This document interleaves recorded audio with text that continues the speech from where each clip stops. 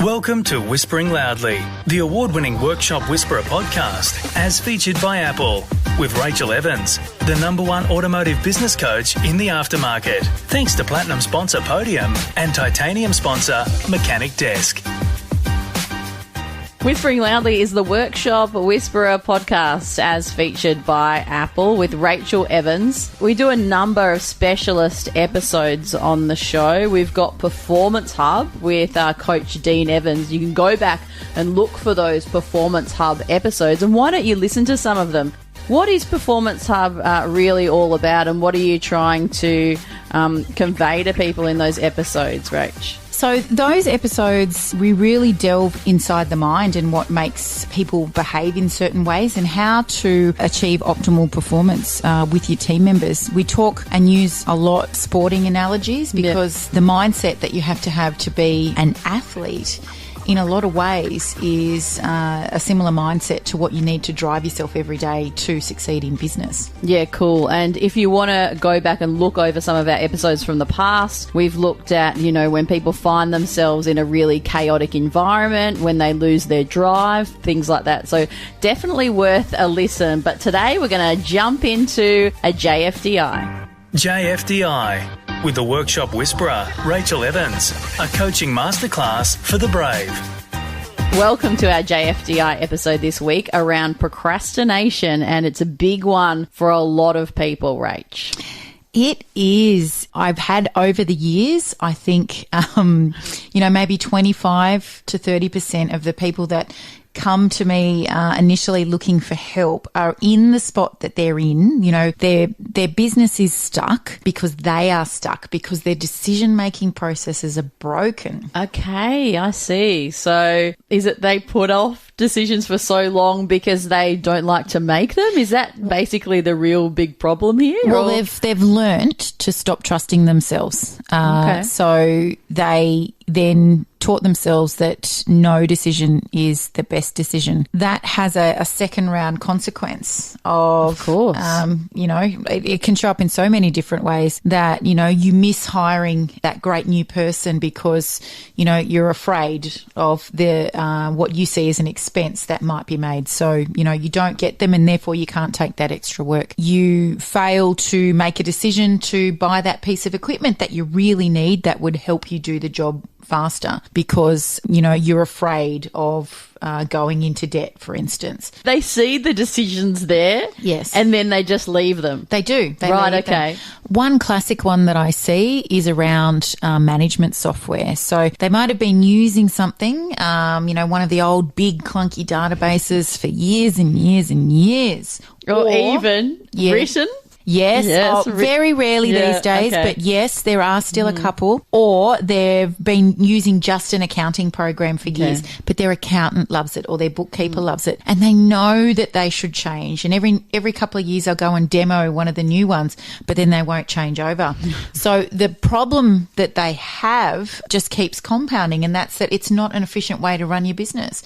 We all know that if you've got the most, up-to-date software, you've got something great like Mechanic Desk, and it's connected to something like Xero, we know we're giving ourselves the best shot of having that side of the business efficient. But when you're a procrastinator, you just sit in that spot of gathering research but not doing anything about it, and it hurts you because you're holding the business back. And it's not just something that appears in business. This is something that you would take into your personal life as well. Of course, and I'm sure a lot of people can identify with it. And something that might be interesting in this context is they talk about business and the way to progress forward is to take massive action. Mm-hmm. Well, you're actually talking about the opposite, aren't you? You're talking about massive inaction. That's exactly right. Join our free Facebook group, Your Profitable Auto Repair Shop, and join in on the conversation with auto repair shop owners just like you globally.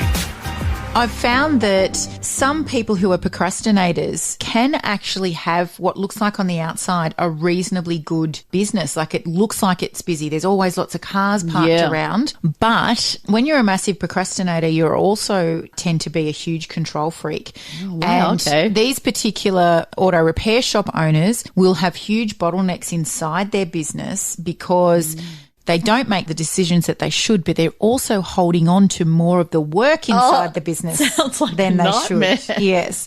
So workflow is held up because they've made sure that they still need to check absolutely everything. They might have hired a foreman or they might have hired a service manager, but they've still got themselves in parts of those roles, meaning the foreman and the service manager can't do their jobs without the owner's say-so. Yeah, right. And they might not even have a complete understanding of what their actual job is because they're not doing all the tasks associated with it, right? That's exactly it. Oh, my goodness. So we have an inefficient workshop. We've usually got a large wait time as well in that instance, and the owner can't be free from the business because they've got themselves so ingrained in what's happening every day. And it all stems back to the fact that their decision-making process is broken somewhere. They might have had a really bad experience and that scared them, and now they second guess, and in a really good procrastinator's case, 10 times guess what they're doing is the right thing, and that's why things can go undecided for so long. Take a smoko and review us on your Apple Podcast app or wherever you listen. How do you find your way out of this procrastination? It's land.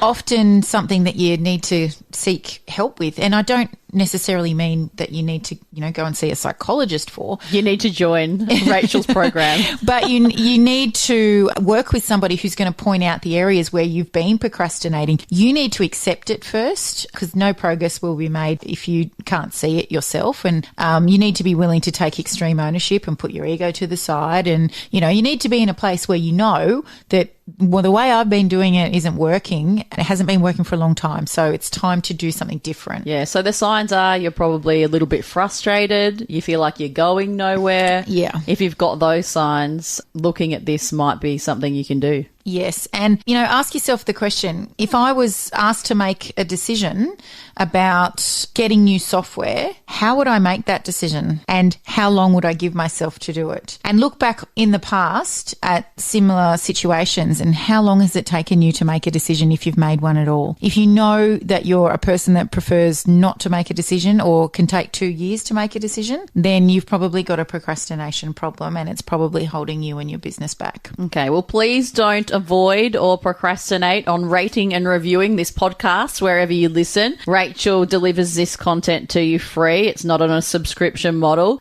weekly. So we'd love your support with that. Thank you so much, and we'll see you next week. Thanks for listening to Whispering Loudly, the award-winning Workshop Whisperer podcast, as featured by Apple with Rachael Evans, the #1 automotive business coach in the aftermarket. Thanks to Platinum sponsor Podium and Titanium sponsor Mechanic Desk.